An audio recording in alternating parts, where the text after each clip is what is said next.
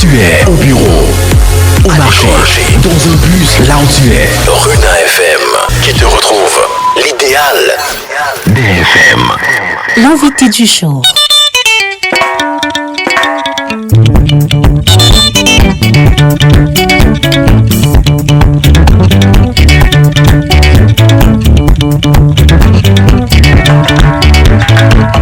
Docteur Atebazor, bonjour. Bonjour, mon cher frère Alioti Cheda. Docteur Atebazor, vous êtes le président du conseil d'administration de la SONACAM. Quel est l'état des lieux actuels à la SONACAM en cette première quinzaine du mois d'avril 2023? À la SONACAM, nous sommes sereins, surtout après la réussite éclatante des assemblées générales qui ont eu lieu le 28 février. Ici à Yaoundé, les artistes ont pris les bonnes décisions qui vont permettre un travail serein et en attendant les premières répartitions qui seront là dans les jours à venir, nous sommes sereins et contents parce que le travail continue. Pouvez-vous dresser le bilan à mi-parcours de votre mandat obtenu des artistes le 12 décembre 2020? À l'entame de notre mandat, nous avons institué la fabrication des cartes d'identité informatisées pour les artistes. Cette carte porte des informations sur chaque artiste à travers le code barre qui puisse permettre un accès au répertoire de chaque artiste, mais aussi c'est un signe qui puisse faciliter le retrouvail des documents physiques. Nous avons mis l'accent sur la documentation.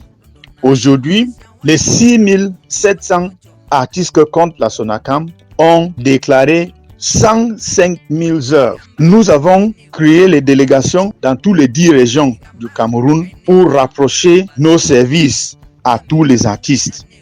Nous avons signé une convention très importante avec le groupe JICAM qui nous ouvre sur 400 sociétés. Aujourd'hui, nous sommes sur le projet de signature des contrats avec ces sociétés et plus de 80 sociétés ont déjà signé les contrats avec la SONACAM sur la conduite de la commission de contrôle des organismes de gestion collective. Nous avons travaillé sur la signature d'une décision conjointe du ministre des Arts et de la Culture et le ministre du Commerce. Une décision qui sera signée dans les jours à venir qui va permettre la perception plus facile auprès des bars et débits de boissons en prélevant 15 francs par casier vendu à la source.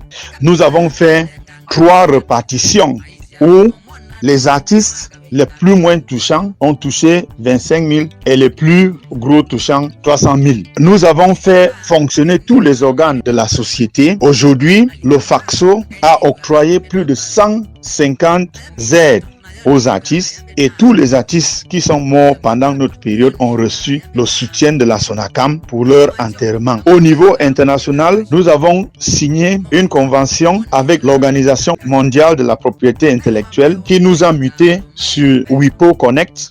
Aujourd'hui, nous avons déjà déclaré plus de 80 000 œuvres camerounaises qui sont ouvertes et accessibles à travers le monde. Nous avons fait fonctionner les conventions que nos prédécesseurs avaient signées avec Capasso et l'Unisom et nous avons signé une autre convention avec le SAMRO. Nous avons, à travers notre lobbying, fait visiter le Cameroun par le directeur Afrique de la CISAC, une visite qui a été tellement importante parce que ça permet à la CISAC de toucher du doigt la situation réelle qui prévaut ici au Cameroun et cette visite peut nous permettre d'accéder à cette organisation mondiale qui va permettre qu'on signe plus de conventions de réciprocité avec les plus de 220 membres. Donc voilà en quelques lignes ce que nous pouvons donner comme bilan pour ces 2 premières années. Docteur Atebazor, parlant des difficultés et des obstacles que vous parcourez dans votre poste de PCA, quels sont les plus difficiles? Parmi les plus grandes difficultés qu'on a connues, c'est le refus par les candidats malheureux aux élections de 2020 de nous laisser travailler. C'est ainsi qu'avant même qu'on ne pose un acte, ils avaient commencé à tenir les réunions dont l'objectif était de nous empêcher de travailler.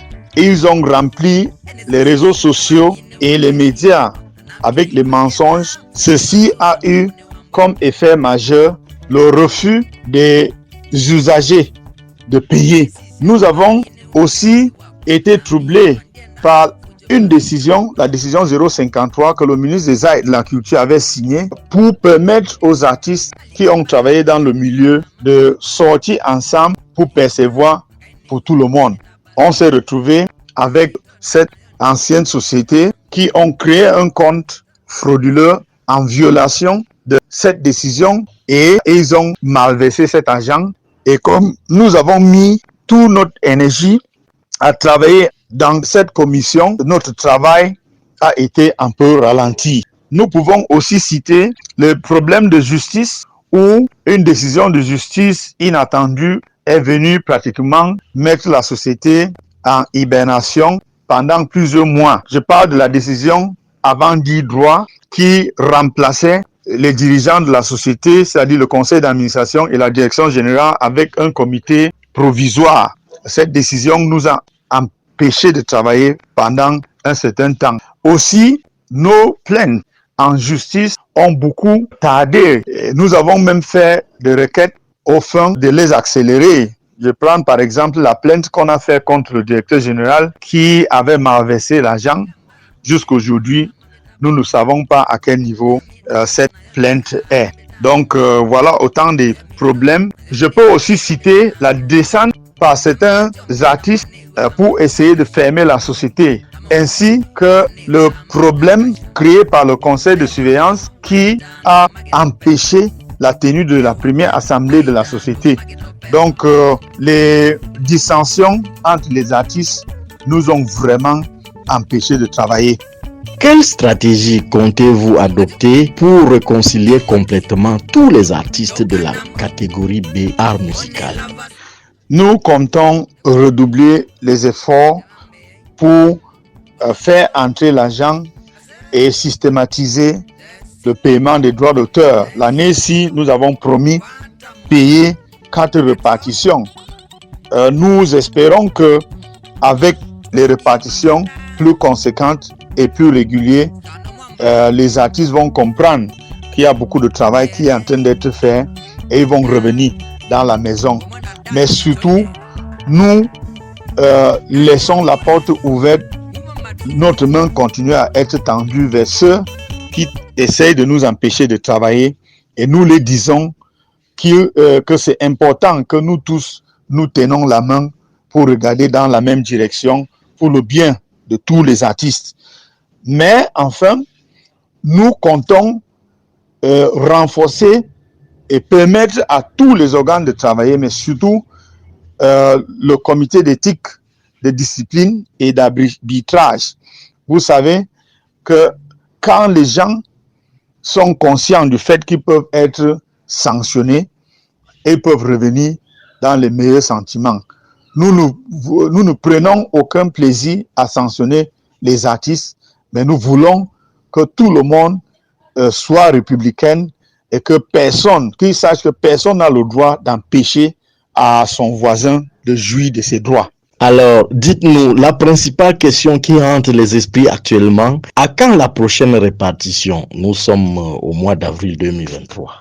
Je dirais que tout est déjà mis sur pied pour cette répartition. Nous n'attendons que le bon de la CRTV qui va augmenter la cagnotte qui est déjà dans le compte de dépôt spécial. Donc, je peux dire que les répartitions, c'est pour très bientôt, très bientôt. Alors, Monsieur Atebazor, y a-t-il une question que vous auriez souhaité que l'on vous posât et que je n'eusse pas l'honneur?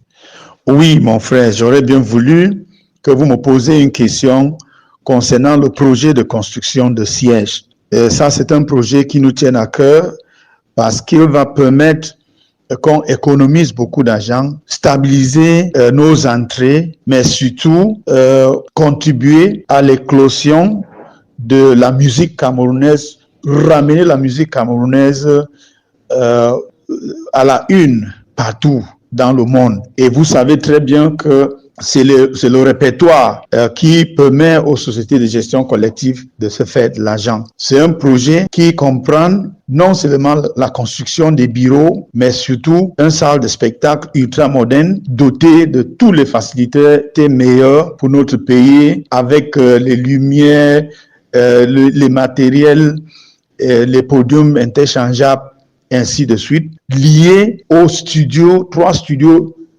modernes avec la dernière technologie qui va permettre même les enregistrements en direct des spectacles, mais surtout qui va permettre la création des équipes avec les meilleurs artistes, musiciens que nous avons, et qui va permettre l'enregistrement des œuvres des artistes où l'argent sera récupéré à travers les spectacles. Un siège qui sera doté des salles de banquets, des salles de conférences, d'un lieu d'exposition, un lieu où les artistes peuvent se rencontrer pour discuter, affaires, ainsi de suite. Donc, on a déjà trouvé un financement à la hauteur de 50 milliards à travers une structure américaine qui s'appelle ITF. Et aujourd'hui, nous avons reçu déjà 3 documents clés et nous attendons le dernier document qui est l'offre financière qui viendra d'ici 3 semaines et nous permettra d'aller vers les autorités de tutelle pour avoir la garantie du gouvernement. Donc, voilà notre projet qui va permettre à la SONACAM de devenir plus solide. La dernière chose dont je voulais parler, notre site web est prêt. Les artistes peuvent consulter leur répertoire sur leur téléphone, faire les inscriptions ou les adhésions en ligne, mais surtout aujourd'hui, ils peuvent avoir des informations fiables sur la société. Ici, ils cliquent sur www.sonacam.cm. Donc, il y a tellement de choses qui sont en train d'être faites qui permettent plus de visibilité pour la SONACAM et que dans les jours à venir, vraiment, beaucoup de choses vont changer. Le meilleur reste à venir. Docteur Atebazor, vous étiez sur les ondes de la radio universitaire Namfa, Runa FM à Bafoussam, et notre entretien sera relayé par les médias partenaires et bien d'autres réseaux de communication numérique. Merci d'être venu. Merci, Monsieur Alioti Chedan, d'être venu à la bonne source. Vous faites un travail républicain qui consiste à donner la bonne information au public. Mais avant de partir, je dis merci au ministre des Arts et de la Culture et aussi au président de la commission de contrôle pour l'accompagnement qu'il ne cesse de donner à tous les organismes de gestion collective. Nous avons besoin de leur soutien pour permettre à ces sociétés de devenir plus solides. Bienvenue à Bafoussam. Bienvenue dans la communauté. Runa FM, l'idéal des FM.